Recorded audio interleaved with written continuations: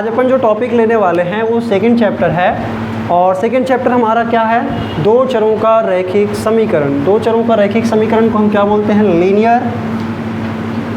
Linear equation in two variables. Linear equation in two variables. अब यहाँ पे हम कुछ ऐसे क्वेश्चन लेने वाले हैं जहाँ पे क्या होगा बेटा, जैसे आपने क्लास 9th में पढ़ रखा है, क्या पढ़ रखा है, उसमें चैप्टर नंबर 5 है सीजी बोर्ड, है ना। चैप्टर नंबर 5 में क्या देखा था आपने, linear equation in one variable, एक चर का रैखिक समीकरण। एक चर का रैखिक समीकरण क्या होता है, जब समीकरण का मतलब तो समझ गए ना, समीकरण का मतलब होता है जहाँ पे हम बराबर के चिन्ह से जब दो बहुपदों को क्या करते हैं, व्यक्त करते हैं। जब हम क्या करते हैं, इक्वेशन के साइन से दो पॉलिनोमियल्स को क्या करते हैं, इक्वल बताते हैं, उसको हम क्या बोलते हैं, इक्वेशन। क्या बोलते हैं, इक्वेशन का मतलब हो गया कि जब भी हम एक तराजू की तरह ले सकते हैं उसको। अगर एक तराजू के दो साइड हैं और दोनों साइड अगर बैलेंस्ड है, क्या बेटा, बैलेंस्ड, तो उसको हम बोल सकते हैं इक्वेशन। क्या बोल सकते हैं, इक्वेशन। और दो चरों का रैखिक, सबसे पहले कितने चर होंगे, दो चर। दो चर कहने का मतलब जनरली हमको इस पूरे चैप्टर में एक तो x दिखेगा और दूसरा दिखेगा y। क्या दिखेगा, एक x दिखेगा और दूसरा क्या दिखेगा, y। ज़्यादातर यही यूज होते हैं, ठीक है। और रैखिक का मतलब होता है जिसमें अधिकतम घात कितनी होती है, एक। अधिकतम घात कितनी होगी, एक। तो यहाँ पे अधिकतम घात कितनी है, एक। और समीकरण का मतलब होता है इन्हीं का जोड़ तोड़ करके कुछ बराबर हो रहा होगा, कहीं पे कुछ हो रहा होगा, कहीं पे कुछ हो रहा होगा। जैसे हमने आपको अभी एक एग्जांपल लिया था, क्या लिया था, एक नंबर सोचिए, सोच लिए, अब उसका आप 3 गुना कीजिए। कितना गुना करेंगे, 3 गुना कर लिए। अब एक अंक वाला नंबर सोच लो ना, हम थोड़ा सा सिंपल कर रहे हैं। एक अंक वाला, जैसे 1 से लेकर 9 तक के कोई भी नंबर सोचिए, उसको 3 गुना कीजिए। क्या कीजिए, 3 गुना कीजिए। और उसमें से आप 5 घटा दीजिए, हो गया, घटा दिए। अब कोई बताएंगे कि आपके क्या आंसर आए, 10 आया। इसका कितना आया, 10। अब इन्होंने क्या नंबर सोचा होगा, अगर इन्होंने 10 बताया, इसका मतलब इन्होंने 5 हटाने के बाद 10 आया है, मतलब वो पहले 15 था। 3 गुना करने पे वो क्या था, 15। तो हम उसका अगर 3 से भाग लगा देंगे तो वो नंबर समझ में आ जाएगा ना। इन्होंने 5 सोचा था, पहले भी 5 नंबर लिए थे, इस बार भी 5। ऐसा नंबर लेती है ये जिसमें क्या होगा, अपने को कैलकुलेशन ईजी हो जाए, पहाड़ा पढ़ने में कोई ज़्यादा झंझट ना हो। चलो बढ़िया है। इन्होंने एक नंबर लिया था, मैंने बोला कि कोई संख्या लीजिए, कोई संख्या लीजिए और उसमें क्या कीजिए, 3 गुना कीजिए। तो 3 गुना किस में करना है, उस संख्या में। अभी संख्या पता है क्या, नहीं, तो हम उसका 3 गुना करेंगे, मतलब उस चर राशि पे जो पता नहीं है उसमें हम 3 गुना करने का मतलब उसके सामने क्या लिख देंगे, 3। इसका मतलब क्या हो गया, वो संख्या में 3 गुना है। और उसके बाद क्या बोला मैंने कि उस पर आप 5 घटा दीजिए। क्या घटा दीजिए, 5। और इनका जो आंसर आया था वो आया था 10 आया था। कितना आया था, 10 आया था। तो मैंने क्या किया, जो बेटा पहले गुना हुआ है उसके बाद क्या हुआ है, बाद में माइनस। तो जो चीज़ें बाद में होती है उसको हम पहले ट्रांसफ़र करते हैं। अब जो कई बच्चों को ये समझ में नहीं आता है तो मैं ये बोलता हूँ कि देखो, इधर 10 चीज़ें, कोई चीज़ है, उसमें 5 घटाने के बाद क्या आ रहा है, 10। मतलब कोई संख्या है, उसका 3 गुना करके 5 घटाने पे 10 आता है। तो एक काम करते हैं, कई बच्चे इसको पक्षांतर के तरीके से करता है। कैसे, जैसे इस -5 को उधर ले जाएगा पहले, तो क्या हो जाएगा, ये +5 हो जाएगा। और ये 3x का 3x रहेगा, है ना। मतलब 3 गुना करने के पहले, 3 गुना करने के बाद वो क्या हो गया था, 15 बन चुका था। क्या बन चुका था, 15। तो ये बन गया था 15। तो मुझे बताओ, अगर कोई संख्या से 3 गुना करने पे 15 आती है तो वो संख्या क्या है। तो अपन क्या बोलेंगे कि भैया अगर आप दोनों साइड को 3 से डिवाइड कर दो, दोनों साइड से क्या करो, 3 से डिवाइड कर दो। डिवाइड करने का मतलब क्या हुआ, इधर भी डिवाइड करेंगे और इधर भी डिवाइड करेंगे। लेकिन टीचर्स, मैक्सिमम टीचर्स क्या करते हैं, इसको पक्षांतर ट्रांसफ़र करने वाला तरीका बताते हैं। वो क्या बोलते हैं कि 3 गुना में है तो उधर ले जाके क्या कर दो, भाग कर दो। हालांकि वो होता ऐसा है, क्या होता है कि हम दोनों तरफ को क्या करते हैं, 3 से डिवाइड कर रहे हैं। क्या कर रहे हैं, दोनों तरफ को 3 से जो भी करेंगे दोनों तरफ करेंगे, जो भी करेंगे क्या करेंगे बेटा, दोनों तरफ। तो यहाँ पे आपने 3 और 3 को घटा दिए, जैसे ही काटे तो ये 1 आ गया, क्या आ गया, और ये गायब हो गया। और इस चीज़ को क्या होता है, छुपा दिया जाता है, बोला जाता है कि 3 उधर चला गया है। चला ऐसे नहीं गया है, वो पहले भाग होके एक ख़त्म हो चुका है और ऐसे होके उधर क्या हो चुका है, एक नया 3 आ चुका है। समझ में आया कि नहीं आया। और जैसे ही हमने इसको भाग लगाया तो x बराबर हमारा निकल गया 5। समझ में आया कैसे किए।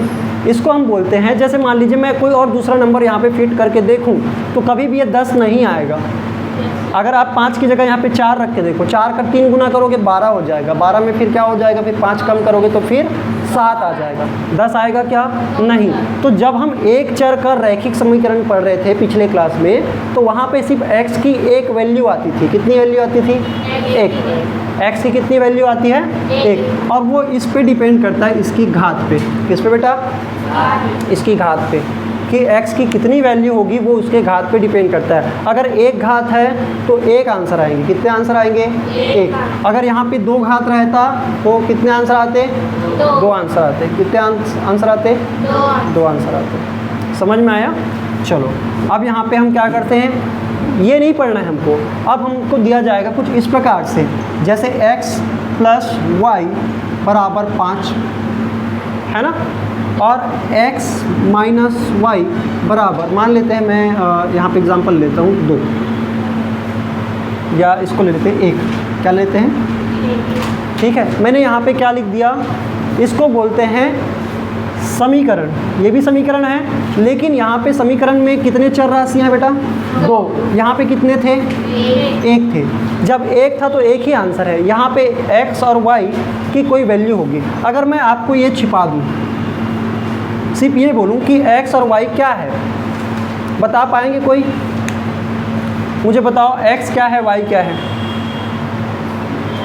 अगर कोई बच्चा x को 1 बोलता है तो y क्या हो जाएगा, 4। अगर कोई बच्चा y को 3 बोलता है तो x क्या हो जाएगा, 2। कुछ भी हो जाएगा ना।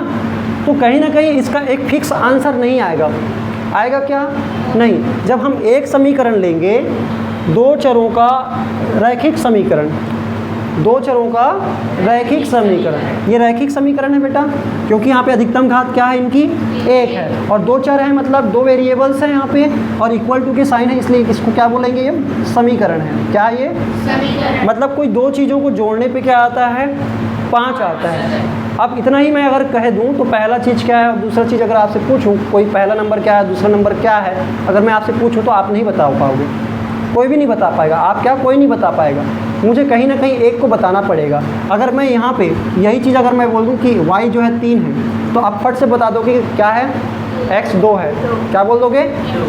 और अगर ये बताऊँ ही ना तो आप समस्या में पड़ गए कि नहीं पड़ गए, पड़ गए। तो ऐसे समीकरणों को हल करने के लिए कम से कम मुझे 2 समीकरण चाहिए होते हैं। कितने समीकरण, मतलब इसका मुझे भाई चाहिए। क्या चाहिए, भाई। अब वो भाई कैसे मिलेगा, जैसे अगर मैं इसको ऐसे बनाता हूँ बेटा, जैसे क्या होता है x - y, और मैंने क्या लिखा था, 1 लिखा था। अब कहीं ना कहीं आपका दिमाग कुछ चलेगा। कैसे चलेगा कि 2 संख्याओं को जोड़ने पे क्या आता है, 5 आता है, और घटाने पे क्या आता है, 1 आता है। तो घटाने पे 1 आता है, मतलब वो दोनों के बीच में 1 का डिफरेंस होगा। मतलब कोई संख्या होगा और उसको घटाएंगे तो 1 आएगा, मतलब डिफरेंस कितना होगा, 1। और जोड़ रहे हैं तो 5 आ रहा है, मतलब 5 से बड़ा नहीं होगा। 5 से बड़ा नहीं होगा, 5 से बड़ा नहीं होगा ना। और दूसरा चीज़, और उनका डिफरेंस क्या आना चाहिए, 1। तो कहीं ना कहीं एक संख्या को मुझे 5 यानी कि 1 रखूँगा तो y बदलेगा, 4 होगा। लेकिन इनका डिफरेंस देख रहा हूँ तो क्या हो रहा है, -3 हो जा रहा है। मतलब इसको बड़ा लेना पड़ेगा पहले वाले को। बात समझ में आया ना। मतलब x वाले को मुझे क्या लेना पड़ेगा, बड़ा, तब y वाला क्या बनेगा, छोटा वाला हिस्सा घटेगा, तो पॉजिटिव वाला नंबर यहाँ पे मुझे 1 मिलेगा, मिलेगा ना। तो मैं ये बोल रहा हूँ कि 2 संख्याएं 5 हो रहा है जोड़ने पे, तो इसका कहीं ना कहीं एक संख्या 5 से ज़्यादा इसलिए नहीं हो सकता क्योंकि इनको घटाने पे 1 आ रहा है। कितना आ रहा है, 1 आ रहा है। और यहाँ पे अगर x को छोटा ले लूँगा तो y बड़ा हो जाएगा, है ना। और y बड़ा हुआ तो नेगेटिव होना चाहिए, इसलिए मुझे कहीं ना कहीं x को क्या लेना पड़ेगा, बड़ा। तो अपन क्या करेंगे, y को शुरू करते हैं। y को 1 लेंगे तो x को क्या लेना पड़ेगा, 4। कितना लेना पड़ेगा, 4। पॉसिबल है क्या कि 1 और 4 के बीच में जो डिफरेंस है वो 1 आया क्या, नहीं आया। अगर y को मैं 2 लूँगा तो क्या हो जाएगा, ये 3 हो गया ना। y को मैंने क्या लिया, 2, तो ये क्या हो गया, 3। और दोनों के बीच का गैप देखें तो भी क्या है, 1। समझ में आया क्या हुआ। अगर मैं इसको और कोई दूसरा नंबर रख के देखूंगा तब, अगर मैं यहाँ पे 3 रख दूँ तो फिर पूरा गड़बड़ हो जाएगा, होगा कि नहीं होगा। इसको 3 लूँगा तो ये 2 हो गया, और वही समस्या फिर -1 वाली हो जाती। अगर इसको 4 बोलूँगा और इसको क्या लेना पड़ेगा, 1, तो फिर माइनस क्या हो जाएगा, 3 हो जाएगा। तो कहीं ना कहीं इसके सिर्फ एक आंसर है। कितने आंसर है, 1। और वो आंसर आपने ऐसे ही निकाला, पहले x की जगह आपने 3 बोला और y की जगह क्या बोले, 2। तभी ये दोनों समीकरण क्या हो सकते हैं, हल हो सकते हैं। मतलब इन दोनों समीकरणों के लिए सिर्फ यही वाला आंसर क्या हो सकता है, सूट हो सकता है। इसके अलावा कोई दूसरा आंसर इसको सूट नहीं करेगा, वो क्या हो जाएगा, गलत होगा। क्या होगा, गलत होगा। समझ में आया, माने सर सीधा बैठ के पढ़, ठीक है, समझ में आया। तो हम जब भी क्या करेंगे, ये वाला अब नहीं मिलेगा, अब मिलेगा क्या, जहाँ पे 2 चर रहेंगे और 2 चरों में हमको कम से कम कितने इक्वेशन देंगे बेटा, 2। कितने इक्वेशन देंगे, 2। अब उनमें कुछ ना कुछ क्या करना पड़ेगा, जोड़ तोड़ करना पड़ेगा। और उसको क्या, अभी तो हम तुक्का लगा रहे हैं ना, क्या ऐसी हर बार तुक्का काम आएगा, क्या नहीं आएगा। तो कुछ ना कुछ इसमें करना पड़ेगा ना, प्लस माइनस, जोड़ना घटाना गुना भाग कुछ करना पड़ेगा। तो वो चीज़ें हम यहाँ पे क्या करेंगे, सीखने वाले हैं। तो आपको पहले तो क्या होना चाहिए, समीकरण बनाने आना चाहिए। क्या बनाने आना चाहिए, समीकरण। जैसे आपके बुक में एक एग्जाम्पल है और उसमें बोला गया है, सलमा ने रीमा से कहा कि मेरी जो माता जी है ना, इसका हिंदी आप देखेंगे,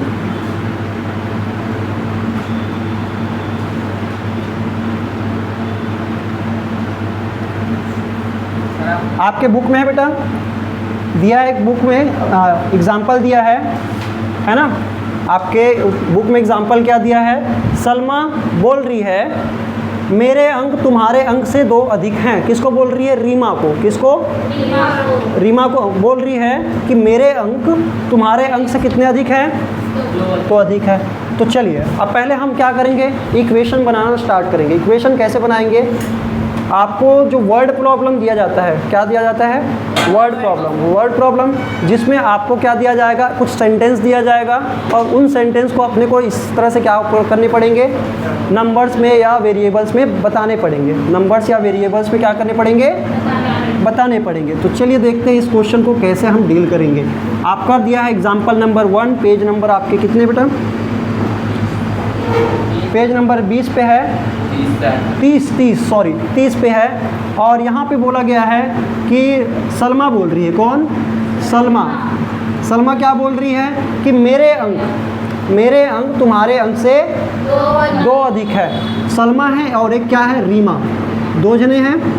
और सलमा क्या बोल रही है कि मेरे जो नंबर है, मैंने जो नंबर पाया है वो तुम्हारे अंक से कितने हैं, 2 अधिक है। मतलब यहाँ पे किसका अंक इंडिपेंडेंट है, किसका अंक जो है हम कुछ भी ले सकते हैं। जैसे यहाँ पे अगर मुझे सलमा का बताना पड़ा, मैं बोलूँगा सलमा का अंक, अगर मैं पहले बोल देता हूँ तो रीमा का अंक क्या लेना पड़ेगा मुझे, 2x का मतलब हो गया दुगना हो गया। क्या हो गया, अगर मैं ऐसा लिख दूँ, मैंने यहाँ पे क्या बोले हैं, सलमा बोल रही है, सलमा ये क्या बोल रही है, मेरे अंक रीमा के अंक से 2 अधिक, 2 गुना तो ना बोला है बेटा, क्या लिखा है, 2 अधिक है। अब इतना कहने का मतलब आप समझिए, अब मुझे कहीं ना कहीं इन दोनों के बीच में कुछ रिश्ता है कि नहीं। मतलब मुझे इनके बीच में कुछ ऐसा नंबर डालना है जो ये लाइन को क्या करे, रिप्रेजेंट करे। अब यहाँ पे मुझे क्या लेना पड़ेगा, तो सबसे पहले आप मेरे को बताओ, सलमा में मान लीजिए मैं x लिखता हूँ, सलमा में तो रीमा के बारे में बोल रहे हैं कि शर्मा बोल रही है ना, तो कहीं ना कहीं मुझे रीमा की चीज़ों पे पहले डिपेंडेंट होना पड़ेगा। किसके? रीमा क्या है तो उसका पता नहीं है। रीमा का क्या कुछ जानकारी है क्या? रीमा का कितना अंक है? इतना पता है कि सलमा बोल रही है कि रीमा तुम्हारे अंक से मेरे अंक जो है 2 ज़्यादा है, तो मैं मान लेता हूँ रीमा का अंक कितना है? x। तो मेरे अंक क्या हो जाएंगे? x + 2। x प्लस, तो मैं क्या बोलूँगा? x + 2 करेंगे, मतलब ये x + 2 है और रीमा क्या है? ऐसे लेना पड़ेगा ना। या आप इसको y भी बोल सकते हो, इसको क्या बोल सकते हो? x, और इसको क्या बोल सकते हो? इन दोनों को नामकरण कर सकते हैं। या ऐसा नाम ना करो, आपको x और y अच्छा नहीं लगता है तो आप इनके s बोल दो सलमा को, r बोल दो रीमा को। ठीक है, तो क्या बोलेंगे कि जो सलमा है, सलमा का जो s है वो रीमा के +2 करने पे आ जाएगा। पहला क्या होगा बेटा? इस वाले लाइन का मतलब हम यहाँ पे लेंगे, पहला समीकरण इससे बनेगा। कैसे बनेगा? कि जो सलमा का जो नंबर है वो रीमा के नंबर, किसके नंबर? रीमा के नंबर। तो +2 जो करना है, से अधिक का मतलब होता है प्लस करना, से अधिक मतलब प्लस करना। तो किस में प्लस करेंगे? तो ये बोला है रीमा के, किसके? रीमा के। हुज, तो यहाँ पे बोलेंगे रीमा के नंबर से 2 अधिक है, तो मुझे रीमा के नंबर पे क्या करना पड़ेगा? 2 अधिक करना पड़ेगा। उसको किसके बराबर बोलूँगा? सलमा के नंबर को। पहला हो गया। एक समीकरण हमने बनाया कि नहीं बनाए? बना लिए। दूसरा इन्होंने बोला है दोनों के अंकों का योग 14 है। दोनों के अंकों का योग क्या है? 14 है। मतलब अगर मैं बोलूँ कि इन दोनों को जोड़ने पर इनका ये अंक है, इनका क्या है? ये अंक है, और इनके बीच में पहला लाइन इन्होंने बोला था, उस हिसाब से हमने एक इक्वेशन बनाया। इसको हम बोलते हैं इक्वेशन नंबर 1। प्रश्न अनुसार हम क्या बोलेंगे? अकॉर्डिंग टू क्वेश्चन अपन बोल रहे हैं कि हमारा जो s है वो r के जस्ट 2 अधिक है, एक्स्ट्रा है। दूसरा इन्होंने बोला है कि इन दोनों के नंबर्स का जो टोटल है, सम क्या है बेटा? टोटल। उन्होंने बोला है 14 है। क्या है? 14। तो मुझे क्या करने पड़ेंगे? s + r = 14। क्या लेना पड़ेगा? s + r = 14। ये समझ में आया मैंने कैसे बनाया? दोनों के अंकों का योग क्या है? 14 है। तो हम क्या बोलेंगे? s और r यानी कि सलमा और रीमा के अंकों को अगर जोड़ देंगे तो कितना आएगा? 14 आएगा। तो हमको यहाँ पे 2 क्या मिल गए? समीकरण मिले कि नहीं मिले? मिले कि नहीं मिले? मिल गए। अब मेरे को ये बताओ, यहाँ पे s के बराबर क्या है? r + 2। s के बराबर क्या लिख सकते हैं? r + 2। तो यहाँ पे जो s है ना, अब बेटा r और s को तो जोड़ नहीं सकते क्योंकि दोनों अनजान हैं। तो इसलिए हम क्या करेंगे? इस वाले s, अकेले s के बराबर ये सारा कुछ है, तो मैं इस s को रिप्लेस करूँगा। क्या करूँगा? रिप्लेस। कैसे रिप्लेस करेंगे? अब हम, ये किनका जूता है पता है? s का जूता है। किसका जूता है? s का। और s के जूते में r और +2 आता है, तो इसके जगह हम क्या कर देंगे? ये s के जगह हम क्या लिखने वाले हैं? r + 2। क्या लिखने वाले हैं? r + 2। क्योंकि s के बराबर है ना, तो हम यहाँ पे लिख देंगे r + 2। ये किसके बराबर है? ये s के जगह में मैंने लिखा, s की जगह में लिखा। अब उसके बाद फिर क्या जुड़ा है? Plus r = 14। अब देखो दोनों में r वाले हो गए। बन गया कि नहीं बन गया? एक चर वाला रैखिक समीकरण। इससे पहले 2 चर वाले थे, अब क्या बन गया? एक चर वाला। हमने तुलना किया। क्या किया? तुलना किया, और उसके बाद हमने देखा कि रिप्लेस कर दिया। रिप्लेस करना मतलब क्या होता है बेटा? प्रतिस्थापन। क्या बोलते हैं इसको? प्रतिस्थापन। प्रतिस्थापन मतलब होता है, मान लीजिए मैंने इसको उठा के इसको इनके जगह में बैठा दिया, तो इसको क्या बोलेंगे? प्रतिस्थापित कर दिया। क्या कर दिया? जैसे आपने साइंस में भी पढ़ा है ना कि कोई एक मेटल जो ज़्यादा क्रियाशील रहता है वो क्या करते हैं, बाकी जो उसको क्या करते हैं? रिप्लेस करके खुद उसके साथ क्या हो जाता है? एक यौगिक बना लेता है, है ना। तो उसी तरह से यहाँ पे हम क्या बोलेंगे, वैसा तो नहीं है लेकिन आप क्या ध्यान में रखना कि जब अगर कोई एक जने है उसके बाद सारा कुछ दूसरे तरफ है तो आप क्या करना, उसके जगह अगले वाले में क्या कर देना, उसके जगह वो सारा कुछ को रख देना। समझ में आया? अब यहाँ पे रखने पे क्या हो जाएगा, अगर ब्रैकेट ओपन करोगे तो ये है r + 2 + r इक्वल टू 14। अगर इसको आप देखोगे तो r और r दो बार है और इन दोनों को क्या करेंगे, ऐड करेंगे तो क्या हो जाएगा 2r + 2 इक्वल टू 14 हो गया। अब इतना करने पे आप कर सकते हैं, r के साथ पहले 2 गुना हो रहा है, बाद में क्या हो रहा है, 2 जुड़ रहा है। तो बाद में जो 2 जुड़ रहा है उसको हम क्या करेंगे, पहले ट्रांसफ़र करेंगे। या आपको ऐसा नहीं समझ में आता है तो आप ध्यान रखना, जब भी आप गणितीय संक्रिया के बारे में पढ़ते हो, मैथमेटिकल ऑपरेशन के बारे में, तो आपने बॉडमास का नियम या जिसको हम क्या बोलते हैं को का भागु योग, यहाँ पे कोष्टक वगैरह तो है नहीं, कोष्टक हमने सॉल्व कर लिया। अब इसके बाद गुना और जोड़ में, गुना पहले होता है और जोड़ना बाद में होता है। तो जो बाद में हो रहा है उसको हम पहले ट्रांसफ़र करते हैं, जो बाद में होता है उसको हम क्या करते हैं, पहले ट्रांसफ़र। अगर ट्रांसफ़र वाला समझ में नहीं आता तो आप दोनों तरफ से क्या कर देंगे, 2 कम कर देंगे। समझ में आया? ये भी कर सकते हैं। और ऐसा करने पे ये वाला जो है गायब हो जाता है। क्या हो जाता है, गायब। अब इसको मैं थोड़ा सिस्टमेटिक लिखता हूँ।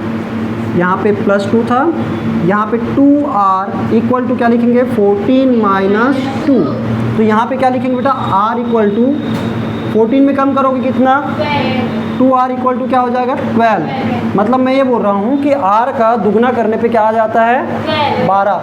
मतलब जो रीमा का नंबर है ना उसका हम डबल करते हैं तो 14 आता है, कितना, सॉरी 12 आता है। कितना आता है, 12। तो रीमा का नंबर कितना होगा, तो 2r इक्वल टू 12 है। तो हम क्या बोलेंगे, r इक्वल टू, दोनों साइड क्या करेंगे, 2 से डिवाइड, तो ये वाला 2 गायब और उसका में क्या हो जाएगा, 12/2।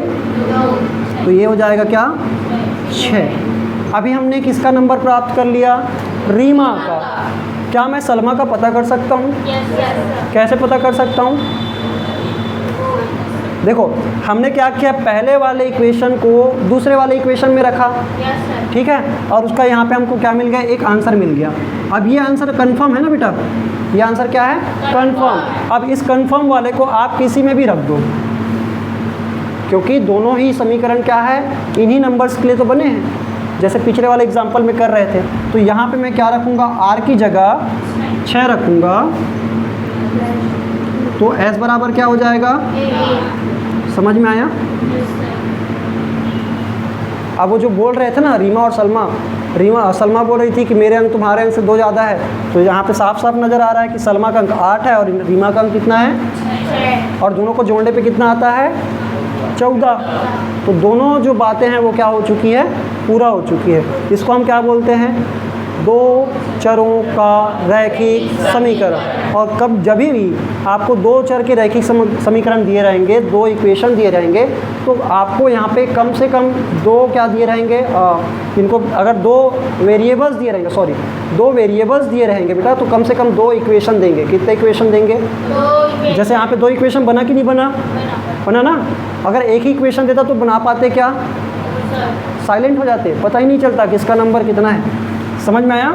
इजी है। चलो इसको आप नोट कर सकते हैं और आगे क्वेश्चन हम थोड़ी देर बात करेंगे।